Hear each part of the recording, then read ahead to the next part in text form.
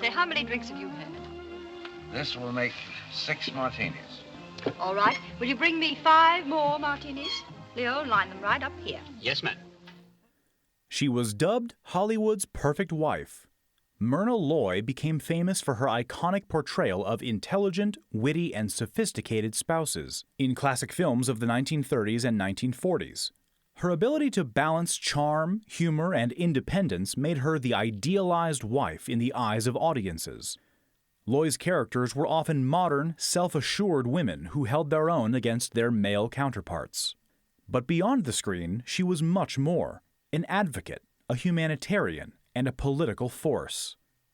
In this episode, we'll tell the story of how Myrna Loy became one of the most popular film stars of her day and how she used fame for a greater purpose, despite landing on Adolf Hitler's enemies list and in the crosshairs of the House Un-American Activities Committee.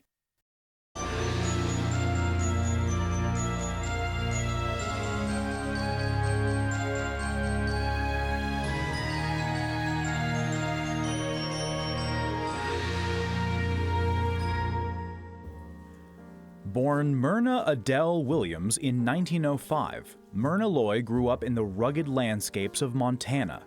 Her father worked as a banker, developer, and appraiser, and was the youngest person elected to the Montana state legislature at the time. After her father's death during the 1918 flu pandemic when she was 13, her mother moved the family to Los Angeles. At 15, she began appearing in local stage productions and left school at 18 to help with family finances. A trained dancer, she was discovered while working at Grauman's Egyptian Theater, where she performed in what were called musical prologues to silent films, beginning with Cecil B. DeMille's The Ten Commandments. It was there that her striking beauty and poise caught the attention of silent film producers. Photos of Loy were shared with none other than Rudolph Valentino, who was looking for a new leading lady for the next film he was producing with his wife, Natasha Rambova. She failed to get the part, but was soon hired to play a slave girl in 1925's silent epic Ben-Hur, and as a chorus girl in Pretty Ladies the same year. In that comedy, she and another newcomer, Joan Crawford, had to dangle from a chandelier. Rambova then hired her for a small role in the film What Price Beauty? She had one scene in an elaborate dream sequence in an exotic costume and makeup. The film was not released for 3 years, but photos of Loy's scene, captioned "Who is she?" wound up in Motion Picture Magazine and led to a 7-year contract with Warner Brothers starting at $75 a week. Loy's first substantial role was in 1926's Across the Pacific, in which she played a Filipina spy. This began Loy's succession of films as bad girls and femme fatales, often portraying Asian or Eurasian roles, much to her frustration. But it was the arrival of sound cinema that transformed her career and Hollywood's perception of her. While many stars of the silent era failed to make the transition to talkies, Loy benefited from early voice training when she was younger and learned to use her voice effectively in the new medium. She was hired for small roles in The Jazz Singer and several early Technicolor musicals. In 1934, Loy was cast as the female lead in Manhattan Melodrama, a gangster tale which has become notable as the first pairing of Loy with William Powell, but more infamously as the film which drew John Dillinger out of hiding. He was gunned down by FBI agents outside the Biograph Theater in Chicago, resulting in widespread publicity for the film, which was a huge hit. Later that same year, the director of Manhattan Melodrama, W.S. Van Dyke, wanted to cast Loy and Powell as Nick and Nora Charles in the film version of Dashiell Hammett's bestseller, The Thin Man. The problem was, MGM studio chief Louis B. Mayer thought Loy was wrong for the sophisticated detective story with comedic elements. Van Dyke insisted she was right for the role since he had pushed her in a pool at a Hollywood party to test her reaction, which she apparently handled with humor. Are you hurt, madam? You hurt, madam? Oh, women and children first, boys. Say, what is the score, anyway? Oh, so it's you he was after. Hello, sugar. He's dragged me into every gin mill on the block. Yeah, I had him out this morning. Ah, I thought so. Oh, this is Tommy. Mayer relented, and Loy was cast in the now classic film that earned 4 Oscar nominations and spawned 5 sequels. The Thin Man was also the film where Loy was coined the perfect wife. Her character was witty, stylish, and independent, yet she shared a playful and affectionate dynamic with her husband. Unlike many portrayals of wives in early Hollywood, Nora was not just a background character. She was Nick's equal, offering clever banter, unwavering support, and even joining in on the sleuthing. Hammett later confessed to Loy that Nora was based on author Lillian Hellman. Throughout the mid to late 30s, Myrna Loy was one of Hollywood's most bankable stars. She played intelligent, self-assured women, a refreshing departure from the damsels of early cinema. Her 1936 pairing with Powell in The Great Ziegfeld is also considered a classic and earned the Academy Award for Best Picture that year. Loy became so popular at the box office that a 1937 poll of 20 million moviegoers declared that she and Clark Gable were the king and queen of Hollywood. Earlier in her MGM career, Loy's early awareness and criticism of the stereotypical and limited roles afforded to black actors caused a storm at the studio. Studio executives detested any political activity from their stars for fear of alienating audiences. Loy was undeterred and was an early and vocal supporter of Franklin Roosevelt, much to the annoyance of Louis B. Mayer.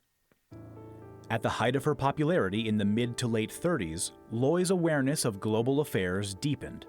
In 1938, after the Munich Agreement surrendered part of Czechoslovakia to the Nazis, she listened to a heartfelt radio address by Czech leader Jan Masaryk, lamenting the betrayal of his nation.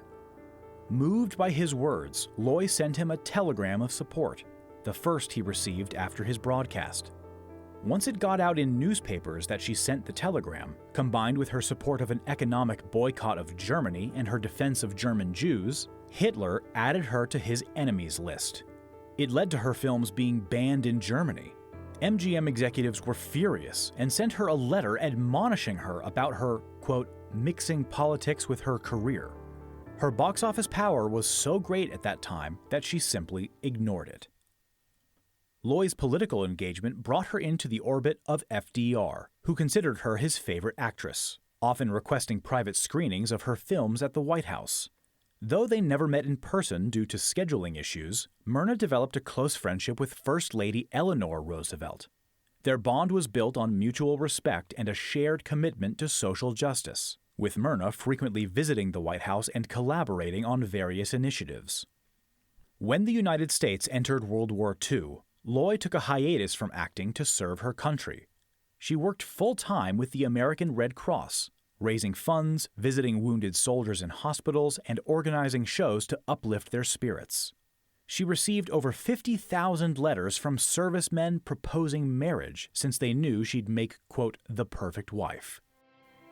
After the war, Loy returned to the screen in The Best Years of Our Lives, a film that depicted the struggles of returning veterans. It was one of the most powerful performances of her career, showcasing her ability to convey strength, warmth, and deep empathy. It's another film considered an American classic and the winner of the Best Picture Oscar that year. She continued to star in a string of hits, proving that her charm and appeal extended beyond the pre-war era.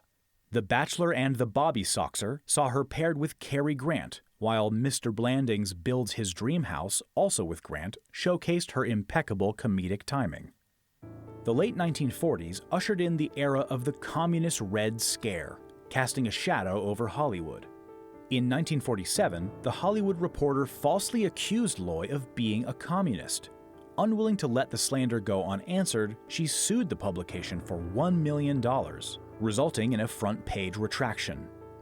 In September 1947, the House Un-American Activities Committee decided to hold hearings to expose communists in positions of power, particularly in the entertainment industry. HUAC sent subpoenas to 43 prominent Hollywood figures.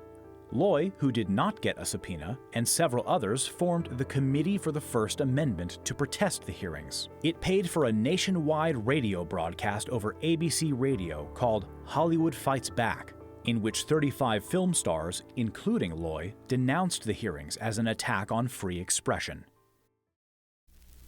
This is Myrna Loy. Let's be clear about one thing. Congress has a right to investigate, to make laws. But we question the right of any official to abuse citizens in order to make headlines. In 1950, Myrna Loy's commitment to global betterment led to her appointment as a delegate to the United Nations Educational, Scientific, and Cultural Organization, or UNESCO. It was founded in 1945 with the goal of promoting international collaboration in education, science, culture, and communication to foster peace and security. She worked tirelessly to promote global education, cultural preservation, and human rights, believing that diplomacy and understanding were the keys to peace. Her advocacy took her around the world, where she spoke on behalf of children's education and international cooperation. In 1951, Loy married her fourth and final husband, Howland Sargent, the U.S. Assistant Secretary of State for Public Affairs, whom she met through her work with UNESCO. Their union was rooted in shared political ideals, particularly regarding diplomacy and international relations. However, despite their common interests, the marriage lasted only 9 years. After their divorce in 1960, Loy never remarried, instead focusing her energy on activism and her later career. Hello, I'm Myrna Loy. Like most of you, I've been interested in our presidential candidates and getting to know their wives. So I thought you might like to visit Mrs. John F. Kennedy. Loy remained a dedicated political advocate throughout her life. She was a staunch Democrat, lending her support to several presidential campaigns, including those of Adlai Stevenson, John F. Kennedy, and later Lyndon B. Johnson and Jimmy Carter. She was particularly passionate about Kennedy's vision for a progressive America and played a significant role in rallying Hollywood's support for his presidency. In 1960, Loy took on the cause of civil rights and racial discrimination in housing in particular. In 1961, the National Committee Against Discrimination in Housing named her co-chair of its advisory council. In November 1962, Kennedy signed an executive order banning discrimination in federally supported housing and credited the committee for its role in its development. Though she acted less frequently in her later years, Myrna Loy never stepped away from public life. In 1987, she published her memoir, Being and Becoming, in which she candidly discussed her career, personal life, and political convictions. But in all her roles, she personified grace and gaiety, warmth and wit, and above all, having never even been independence of nominated for spirit. an Oscar, in 1991, the Academy of Motion Picture Arts and Sciences honored her with a Lifetime Achievement Oscar, an overdue recognition of her contributions to film. Myrna Loy passed away in 1993 at the age of 88.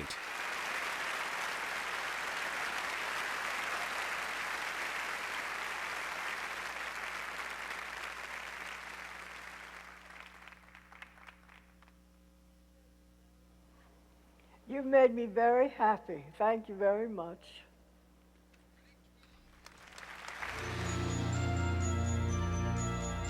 Thanks for joining us. Please remember to like and subscribe and leave a comment below.